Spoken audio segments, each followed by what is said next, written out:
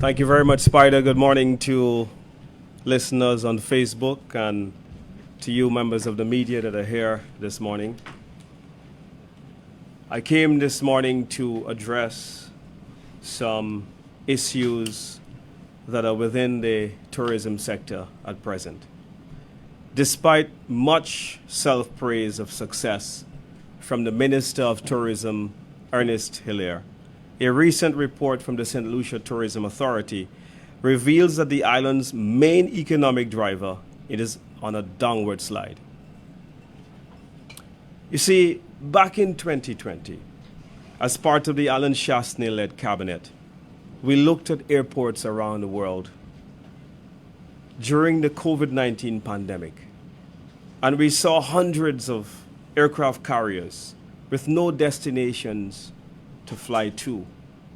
Travel experts and news pundits cited this as a crisis, but we viewed this as St. Lucia's opportunity. It was our opportunity to get several flights from strategic gateways. We took the bold move and we went out there and we capitalized on the great demand with lots of American travelers being locked up at home, having no place to go to. And by making sure that St. Lucia was one of the first to get out of the gates, to position itself, to promote itself, to say to the world that we had perfected the protocols to reestablish ourselves as a tourist destination. That was the seed that buoyed and bolstered the great opportunity that we have today. And so the result of that boldness, of that confidence in our health professionals and our tourism technocrats that met and put together a set of protocols that would ensure the safe reopening of our destination, that would ensure that we live the mantra of lives and livelihoods, saw that we gained a significant amount of attention. People and travelers who didn't know St. Lucia before had an opportunity to hear about our great destination. And so the result was confidence from the aviation sector. We had American Airlines, one of the largest airline companies in the world, responding very positively. And the result was this: American Airlines flying for the first time in the history of tourism development in this country from Chicago. American Airlines, for the first time in the history of St. Lucia, flying from Dallas to St. Lucia directly. Never happened before in the history. Now, the Dallas flight was crucial because Texas is a year-round destination, in that Texans try to escape a hot summer and a cold winter, leaving the opportunity for destinations like St. Lucia to profit significantly from the Texas market. AA out of JFK has not been around for a long time. After many, many decades, we had not had a direct flight with American Airlines from the major gateway of JFK in New York. American Airlines out of Philadelphia to St. Lucia, another flight of historic proportions, making sure that, again, people out of that Pennsylvania and neighboring states had an opportunity to fly directly to St. Lucia and not having to connect through Miami or other gateways. JetBlue from Newark, New Jersey, for the first time in the history of tourism development. This happened as well. And this was because we were bold. We were bold and we saw results. We got a second Miami flight coming out of American Airlines straight to St. Lucia. When you compare what is happening on the U.S. airlift sector today, you will see that it pales in comparison to all of these flights that I've just introduced. Unfortunately, American Airlines out of Chicago have disappeared. American Airlines out of Dallas have disappeared. American Airlines out of JFK is no longer. American Airlines out of Philadelphia is gone. JetBlue out of New Jersey no longer exists. And the second Miami flight is topsy-turvy. Sometimes it's on, and most times of the year it's not. Virgin Atlantic has just announced that it's leaving town. And TUI has just said that they're relocating their operations to other more serious, profitable destinations. This points to a crisis of airlift that has been affecting the country and of which the opposition has been warning the government for several years now, as far back as 2022, that if something was not done to address this precipitous slide of our airlift sector, then the destination would be in significant problems. The robust development of our airlift sector back in the COVID pandemic time was also accompanied by aggressive television and digital advertising campaigns. As a result, St. Lucia had the fastest recovery from the crippling COVID-19 pandemic in the Eastern Caribbean. By July of 2020, we had recovered 75 of our pre-pandemic U.S. business. We were ahead of countries like Barbados that would normally have more arrivals than St. Lucia. In fact, Barbados had less than 50% of the total arrivals that we had in just a short few months of opening. Several of our hotels, restaurants, and attractions were all open for business, creating a holistic experience for the tourists that came here, but further allowing us the opportunity to perfect the mantra of creating livelihoods while we try to protect the people of St. Lucia from the COVID-19 pandemic. While we took this bold and strategic step, Ernest Hilaire, the now tourism minister, was on the sidelines in opposition preaching doom and gloom. He famously said that we should not bring death to the doorsteps of St. Lucia. And I remember clearly that at our first NEMAC meeting to discuss the COVID-19 pandemic, within 2 days of being the minister, after a whole campaign of us bringing death to kill St. Lucians, Hilaire took a about turn and changed his views on tourism and started to preach about the goodness of tourism. He cited tourism as a panacea for our short and medium term economic aspirations. We went on from 180,000 visitors to over 200,000 US arrivals. I'm saying all of this to show you that we left an incredible momentum for this St. Lucia Labour Party administration that followed us. Unfortunately, they didn't understand the gift they received on a platter, and instead of continuing the great momentum that we left them, they squandered it. They were obsessed with trying to erase the legacy of the work that was done by the men and women of the Alan Chasney cabinet. They changed the names of organizations like Village Tourism to Community Tourism. They put on cosmetic dress-ups and makeup on programs that we left them, not understanding the deeper essence and the philosophy that was behind those initiatives to bolster and continue to grow tourism in the country.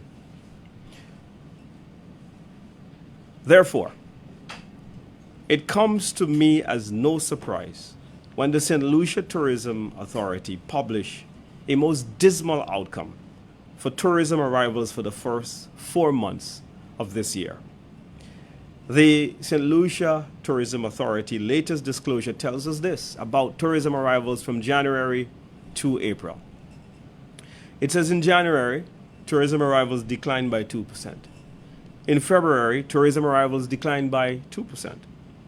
In March, it declined by 7%. And in April, it also failed to grow, registering 0% growth. Year to date, April, compared to the same period last year, the destination arrivals is down a total of 3%. The SLTA also outlined serious problems in two of our largest and most important source markets, the UK and Canada. Here's what it says for the UK. It says that tourism arrivals from the UK, the second most important market for our country, declined by 25%.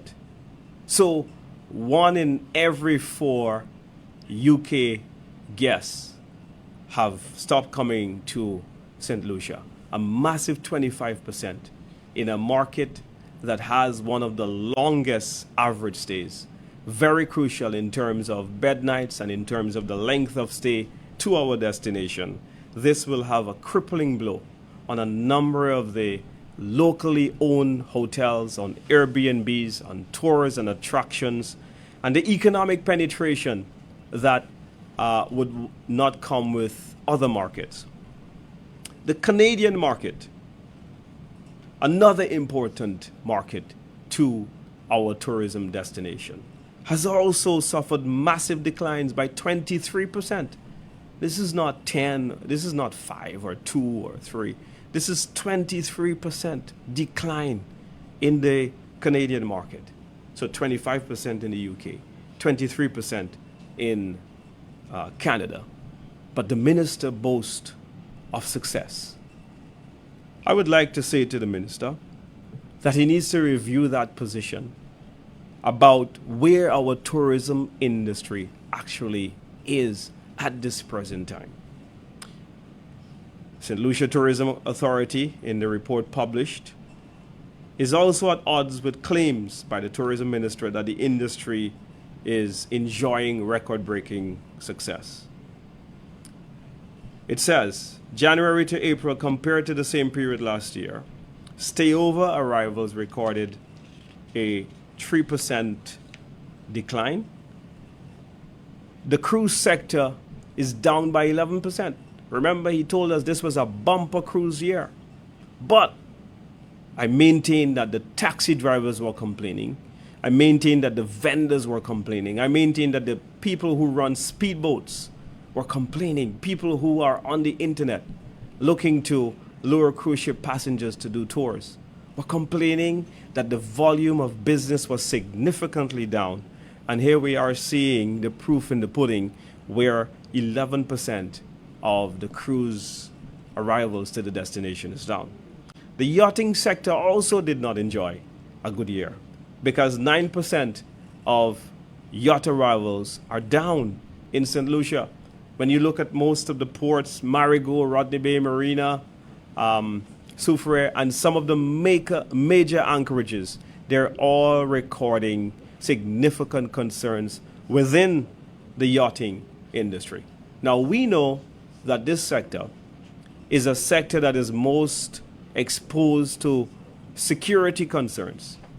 And this brings me to a letter published by the SLHTA recently, where it wrote to the police commissioner and highlighted several of the concerns faced by the destination and visitors to our shores of increased harassment, increased robberies, increased break-ins, and increased criminal activity against tourists, particularly in the Grosley-Rodney Bay area.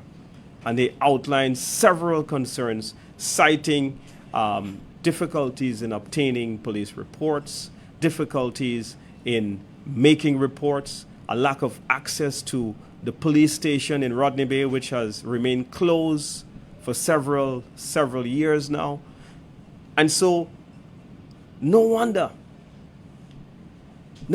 we see this decline. No wonder we see these bad outcomes.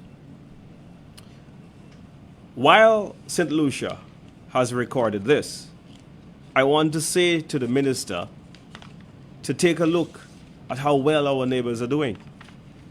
And I want to show you what the CTO and analytics have shown about St. Vincent. Latest statistics from St. Vincent suggest that they have grown by 12.8%. 12.8, our neighbor next door. Just a few years of getting an international airport.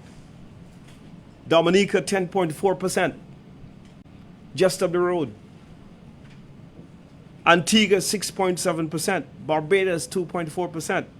So if St. Vincent can grow double digits, Dominica can grow double digits, Antigua can grow by almost 7%. What is St. Lucia's problem? What is our problem, Mr. Minister? Why can't we grow? Why in the first 4 months of 2025, we have not been able to grow not an inch? We have declined significantly in all the months. We have declined in hotel stays. We have declined in cruise ship arrivals. And we have declined in yacht arrivals. And so what we have is a crisis. And this crisis means that there's less business for Airbnbs. There are less trips for taxi drivers. There are less business for speedboat charters. There's less business for car rentals. And crisis in sales for the vendors of our country that depend on the tourism industry. Now, the minister have presented to the public several excuses for the bad start to the year. Most recently, the Minister of Tourism told us that he lost 500 rooms, which is approximately 10% of the total hotel room stock on the island. Now, if the Economic and Social Review suggests that the national hotel occupancy is at 73%, it tells us that almost 30% of our rooms remain empty. And a friend of mine is very famous for saying that the most expensive room to a hotel is an unoccupied room. And so 70% of our rooms last year have been full, while 30% remained empty. Those are the facts reported by your government. If 30% of your rooms are empty anyway, it becomes inconsequential whether you have lost 10% of your room stock. And so your problems of a lack of performance, Mr. Minister, is not about losing 500 rooms. It is deeper than that. It is a lack of marketing. It is a lack of airlift. It is a lack of strategy. It is a lack of proactiveness. I mean, I have received so many calls about this New York Yankee Stadium pitch that the minister and a whole entourage from the Ministry of the Tourism and SLTA went to do.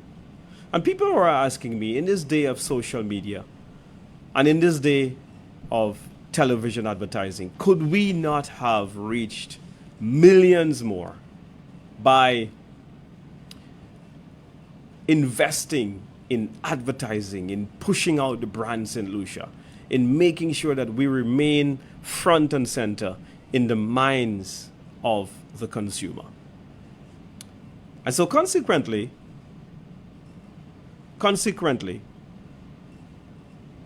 we are in dire straits.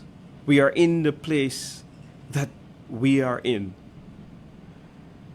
The rooms under construction cannot be used as an excuse when hundreds of our rooms, hotel rooms that is, and Airbnbs are empty each night.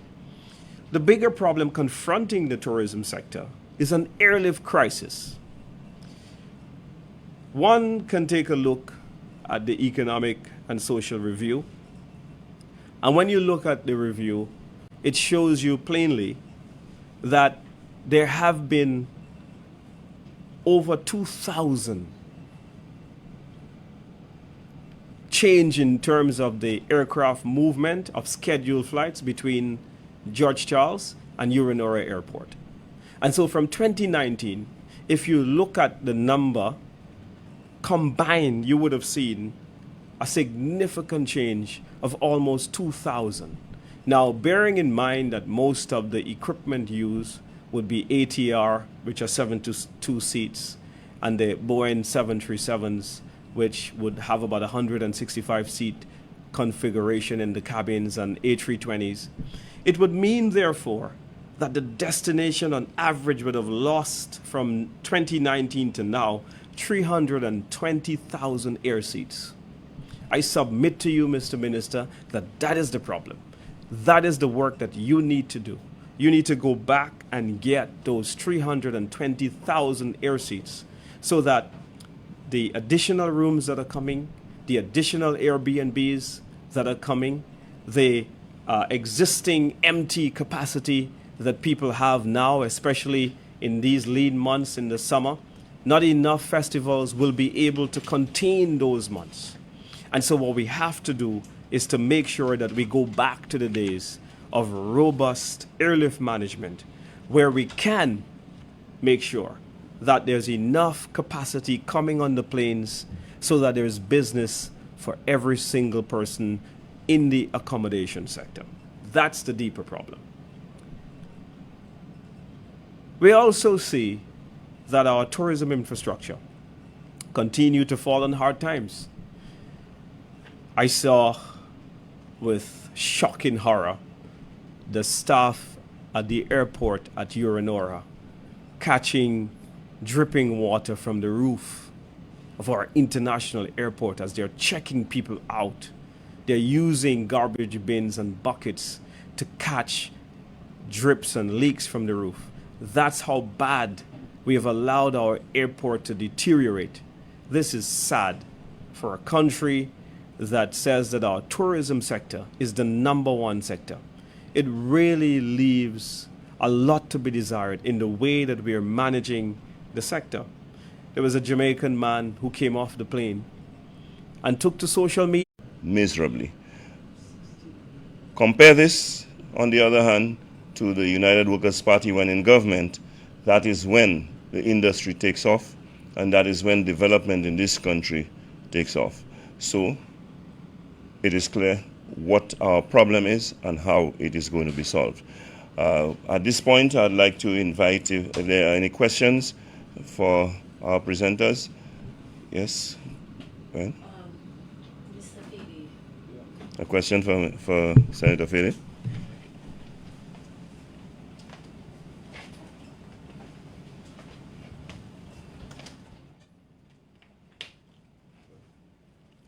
I know that during the last administration there was a plan to redevelop podcast trees to make the city more vibrant and to have more nightlife, especially during the cruise season. Did that involve the residents and operators at Banans, and what was the plan for these people? Well, thank you very much for that question. You've sprung to mind so many things that we had in mind and what we have accomplished and what has been passed on to this administration. So I'll go back to phase 1 of the market project. If you go on social media, you will realize that from the very beginning, the United Workers' Party administration looked at downtown Castries, Jeremy Street, the whole market area, along the waterfront. And we thought that this was the most important piece of real estate as it relates to the development of tourism in the country. We saw this as one of the most crucial tourism destinations. And we felt that we needed to integrate the fresh fruits coming from places like Millet and from Grace in Viewfort South. And we needed to somehow connect that with these hundreds of thousands of cruise ship passengers coming off the ship. So we opened up phase 1 of the market redevelopment project.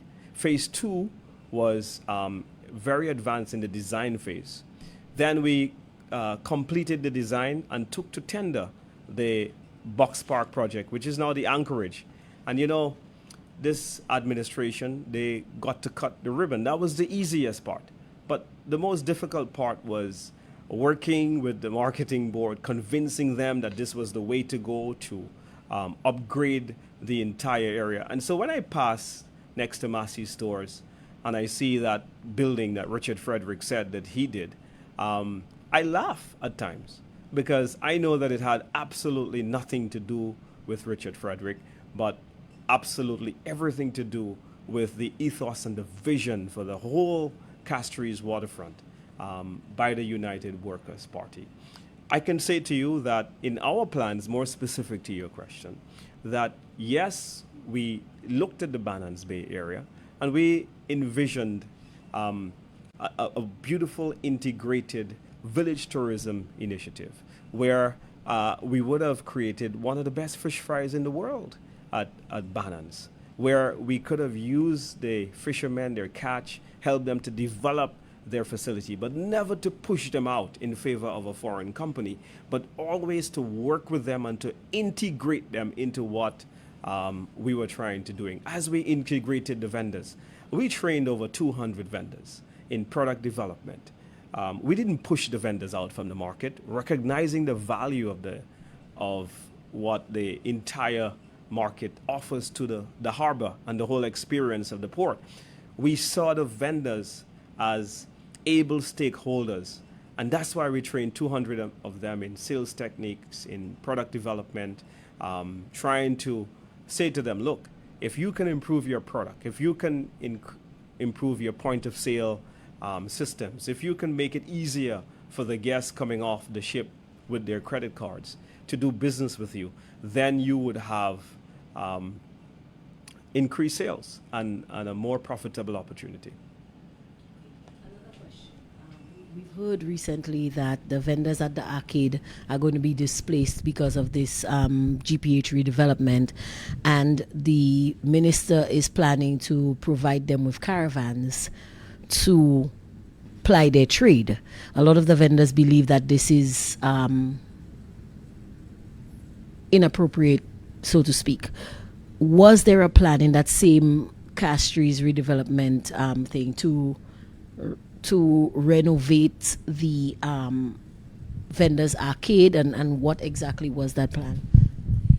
See, there again, I have to say to you that you have to go back to a philosophy about tourism.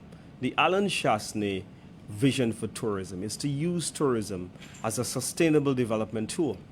If a government does not have that vision, does not see tourism in that way, if you see tourism as an industry where big corporations are going to push out smaller businesses, and you don't see the opportunity to bring small businesses up and make them big companies within the tourism sector, then you will never be able to envision the opportunity that exists for the vendors. Then you will do caravans. Then you will push people out of Bannans Bay. And so what is necessary is to work with your vendors, is to bring them along into the new arcade that you're doing. As part of the upgrades, they should be essential. They should be at the front of this. We should make loans available. I'm telling you, Eldridge, I was proud during COVID. I watched my boss, the Minister of Finance, sign a deal with the CARICOM Development Fund. Mr. Roddy Nelsuma, the CEO, was there. And we placed $10 million at the St. Lucia Development Bank for small tourism businesses to borrow that money so that if they want to step up and upgrade and to be more competitive, that there is money. And then we had the village tourism project that focused on the infrastructure as well. The policy thrust to make sure that smaller companies had the same access to incentives as big companies did was made possible by us. We made that available, and this government continued it and brought the legislation to Parliament. But there were many drafts written already in our time to make sure that A, people had access to incentives, B, they had access to financing, a problem for many small and medium-sized businesses. And then the third thing is to give them the technical assistance. And then most importantly is to inspire them to believe that they too can be world-class. Thank you.